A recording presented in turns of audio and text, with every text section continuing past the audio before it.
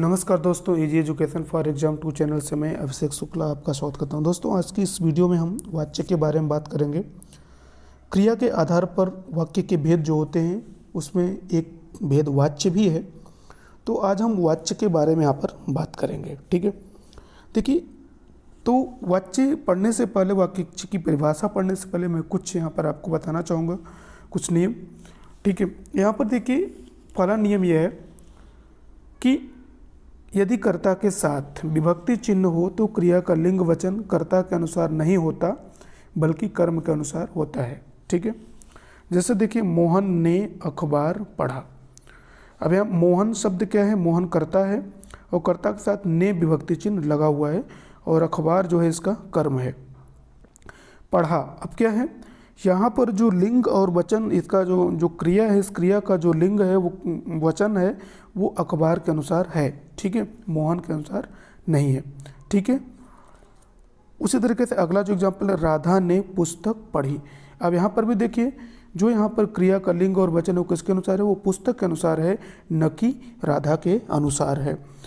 अगर हम राधा के जगह पे यहाँ पे मोहन रख देते हैं, मोहन ने पुस्तक पढ़ी, तो भी यही होगा, मोहन ने पुस्तक पढ़ी। मोहन ने पुस्तक पढ़ा नहीं होगा।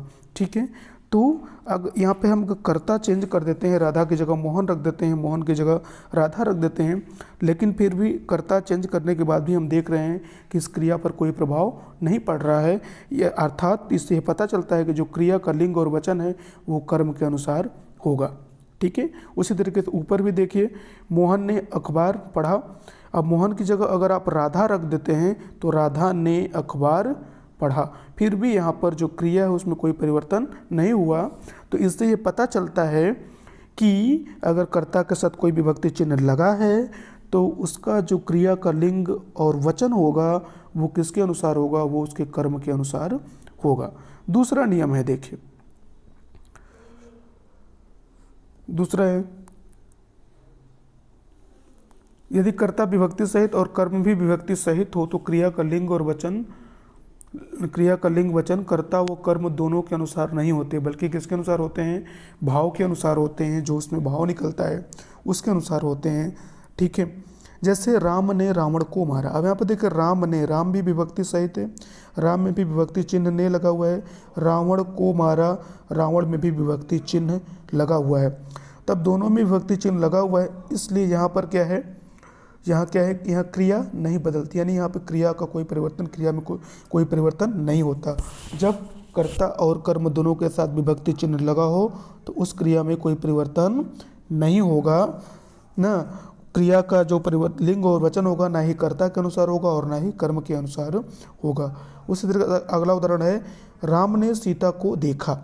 अब यहाँ पर भी देखिए, राम ने सीता को देखा, राम ने कारक चिन्ह के साथ है, सीता को ये भी कारक चिन्ह के साथ है, दोनों ही कारक चिन्ह के साथ हैं।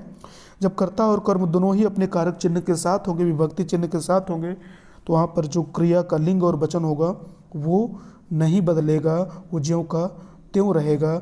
ना ही कर्ता के अनुसार बदलेगा, ना ही कर्म के अनुसार बदलेगा, वो जैसा है वैसा ही रहेगा। ठीक है, क्रिया में कोई परिवर्तन नहीं होगा। अर्थात ऐसे इस तरह के वाक्यों में जहाँ पर कर्ता भी विभक्ति सहित हो, कर्म भी विभक्ति सहित हो, ऐसे वाक्यों में क्रिया नहीं बदलती। ठीक है, ऐसे वाक्यों की जो क्रिया होती है उस क्रिया पर ना तो कर्ता का प्रभाव पड़ता है और ना ही कर्म का प्रभाव पड़ता है, क्रिया ज्यों की त्यों रहती है। ठीक है, यही मैं बताना चाह रहा हूँ। अगला देखिए, यदि कर्ता विभक्ति रहित हो तो क्रिया का लिंग वचन सदैव, यदि कर्ता विभक्ति रहित हो तो क्रिया का लिंग वचन सदैव कर्ता के अनुसार होगा। अगर कर्ता विभक्ति रहित है, कर्ता में विभक्ति नहीं लगी हुई है, कोई विभक्ति नहीं है, तो क्रिया का जो लिंग वचन होगा वो सदैव कर्ता के अनुसार होगा। जैसे देखिए, राम चलता है। अब राम चलता है तो राम यहाँ पर क्या है? कर्ता है, और एक चलना इसकी क्रिया है, तो क्रिया का जो लिंग वचन है वो राम के अनुसार हुआ। ठीक है, अब अगर इसके जगह पे हम, अब इसको आप कैसे चेंज करें, चेक करेंगे, कैसे चेक करेंगे? जैसे राम चलता है, अगर इसके जगह, राम के जगह पर हम सीता कर देते हैं, सीता चलता है। सीता चलता है तो नहीं होगा, सीता चलती है होगा।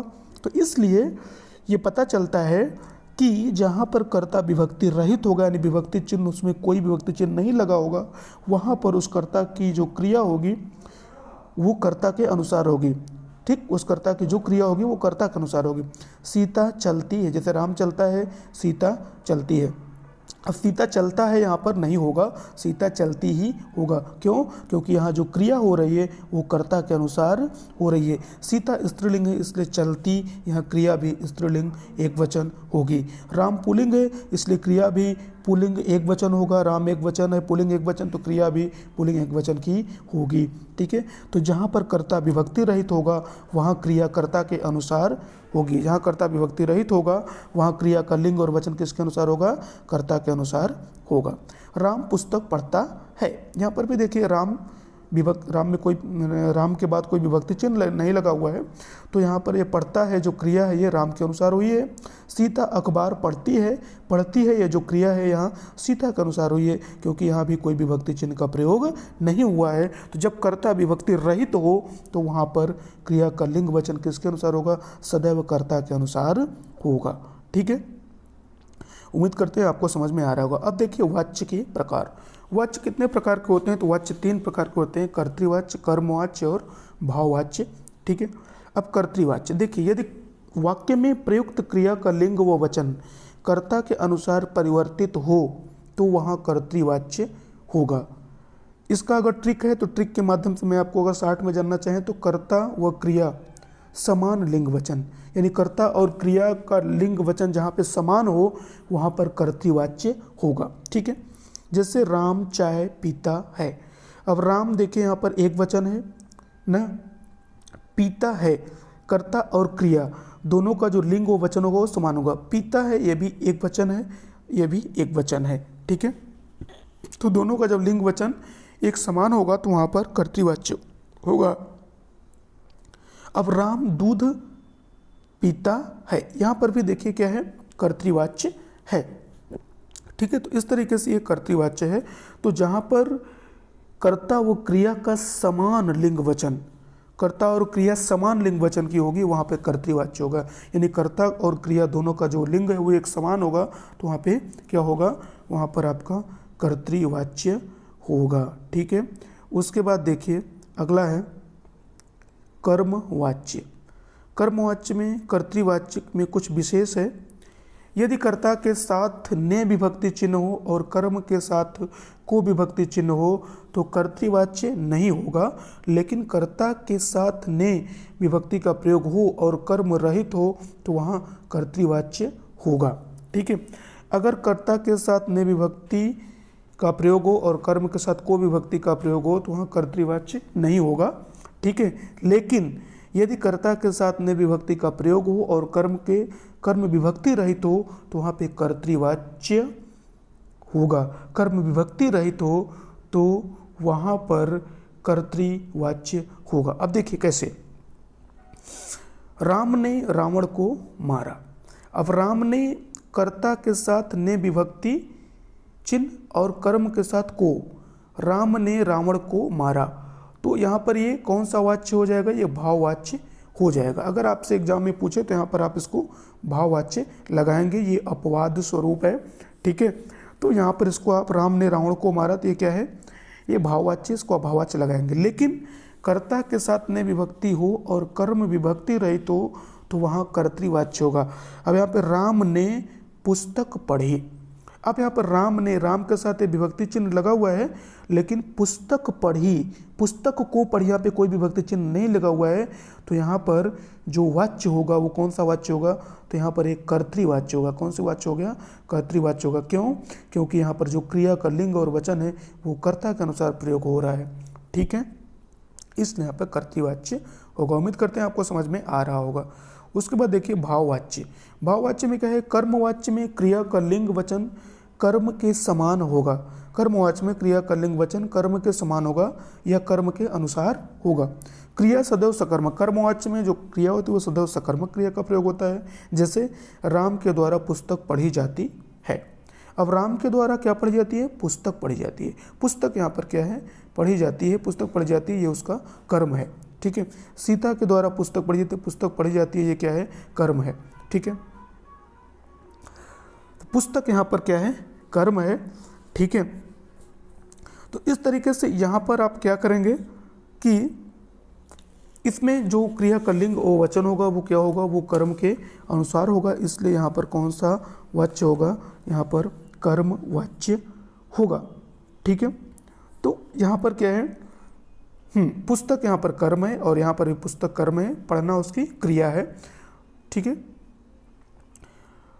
तो अगला देखिए भाववाच्य। जब क्रिया का लिंग व वचन कर्ता कर्म दोनों के अनुसार ही न हो तो वहाँ भाववाच्य होता है, और जहाँ पर क्रिया का लिंग वचन कर्ता और कर्म दोनों के अनुसार नहीं होता वहाँ पे भाववाच्य होता है। इन वाक्यों में सदैव एक वचन की अन्य पुरुष जो क्रिया होती है वो सदैव एक वचन की प्रयोग होती है और अन्य पुरुष पुल्लिंग की होती है। अन्य पुरुष एक वचन की पुल्लिंग क्रिया सदैव एक वचन की अन्य पुरुष पुल्लिंग की होगी।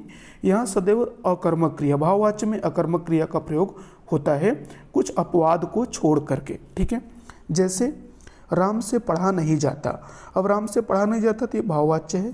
उससे पढ़ा जाता है यह भी भाववाच्य है। राधा से चला नहीं जाता यह भी क्या है, भाववाच्य है।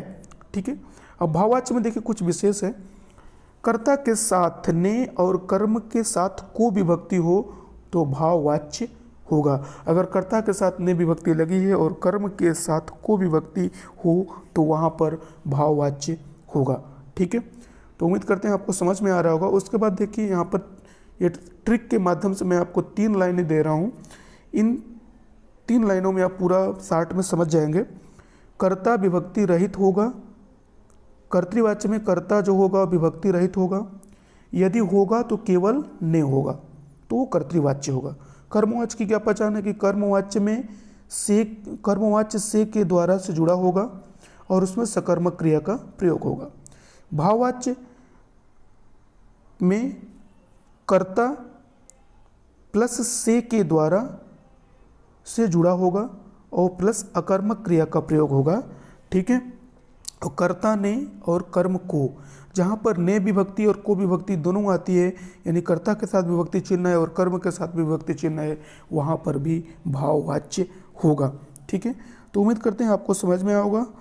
तो आज के लिए इतना ही। वीडियो अच्छी लगे तो लाइक करें, अपने दोस्तों में शेयर करें, चैनल पर नए हैं तो चैनल को सब्सक्राइब करना ना भूलें। जय हिंद, जय भारत। ये वीडियो टेट, सुपर टेट सभी परीक्षाओं के लिए बहुत ही महत्वपूर्ण है और ऐसे छात्रों के लिए भी बहुत महत्वपूर्ण है जो हिंदी पढ़ते हैं और हिंदी का अध्ययन करते हैं, जो वाच्य के बारे में जानना चाहते हैं, उनके लिए भी ये वीडियो बहुत ही महत्वपूर्ण है। तो आज के लिए इतना ही। जय हिंद, जय भारत।